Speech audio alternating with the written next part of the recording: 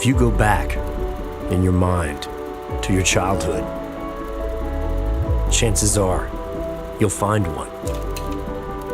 At the lake house or in the mountains, parked at a campsite, or setting out on a family road trip to some place you'd only imagined.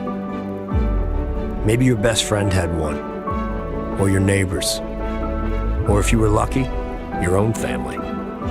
And if you were even luckier, maybe they passed it on to you.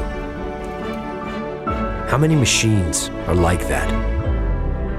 How many vehicles can say that they are a part of the very fabric of American memory? This one can. And today, it is reborn